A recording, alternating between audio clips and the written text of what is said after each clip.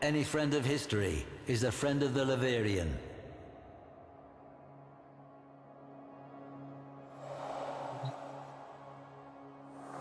This is Atlas, hard as stone. Is it any surprise that his story begins with an asteroid?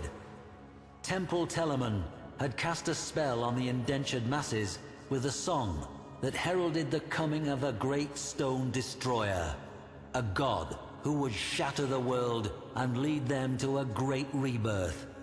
The Orichin mocked the cult's off-key singing, their spasmodic dancing, but the spell only grew stronger. Telamon broadcasts would oft-times wedge into control channels to spread their doomsday message. For the suffocated lower castes, the notion of something more powerful than their Orichin masters must have been intoxicating. A brutal Orichin crackdown seemed to be working, until an asteroid was detected on a collision course with Earth. The Telamon celebrated it as prophecy writ true, divine intervention. For the first time in living memory, the Orichin showed vulnerability. It did not matter that the destruction would be total. For the Temple, this was a sign of a new age.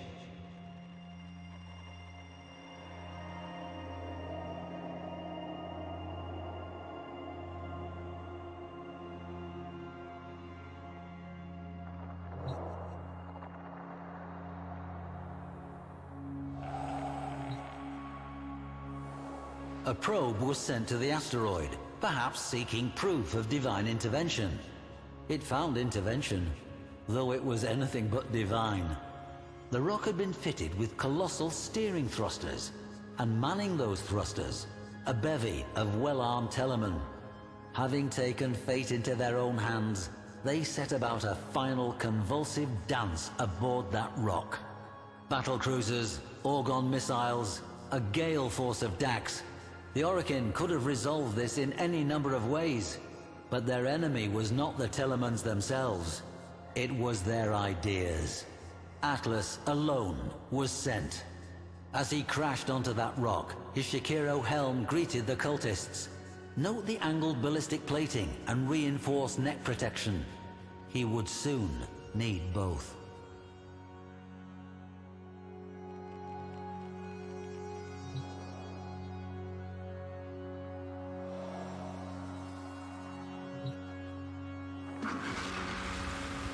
For years, historians felt this tale of Telamon quite improbable, an artifact of Orichin propaganda myth.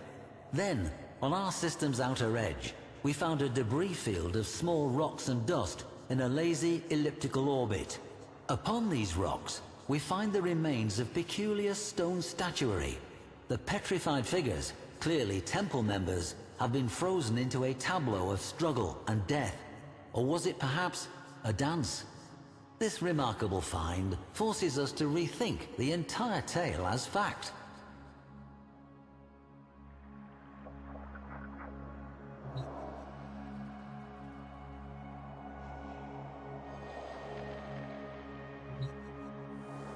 The stratum Cyandana, reserved and austere, until you turn it over and reveal the glowing hue of the amethyst crystal within. A breathtaking geode. Imagine its spiraling ribbons as Atlas tore toward the killer asteroid's thrusters.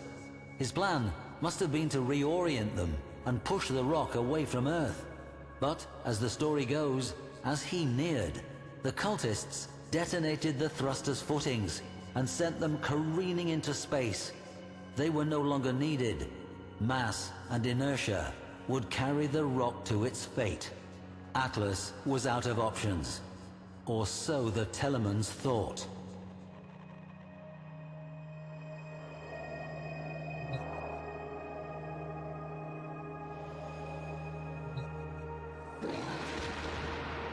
The Techo are perhaps my favorite pieces in this gallery. Note the intricate, ornate moldings, the complex blades. Quite the contrast from Atlas's otherwise workmanlike appearance. The beauty and craftsmanship conceal the true purpose of the Techo, as indentations found in cultist skulls attest. I have to wonder what frenzied dance would have been interrupted, or if the whiplash strikes and jabs of the Techo might have blended into the crowd's fitful celebration.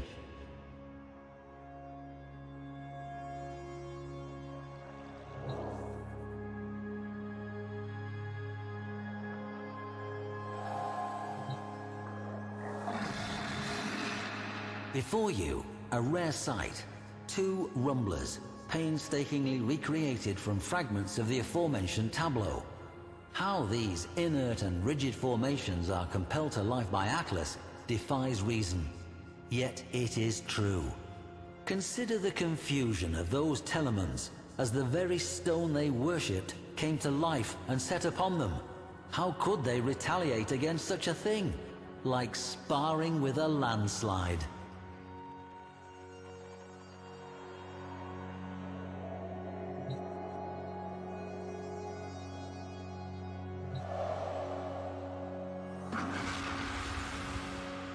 Earth swelled on the horizon as the cult mocked Atlas with their chorus, "The stone shall shatter all." Across the system, every Telamon echoed that final hymn.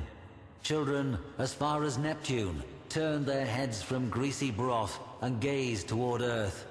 Would that careening stone change everything? Atlas kneeled down, head and hands pressed to the ground in apparent defeat as the Telamon's hymn grew even louder. But Atlas was listening, feeling, the way the stone trembled to the hymn's pitch. The faults within the asteroid became vivid to him, and so a new song rose up.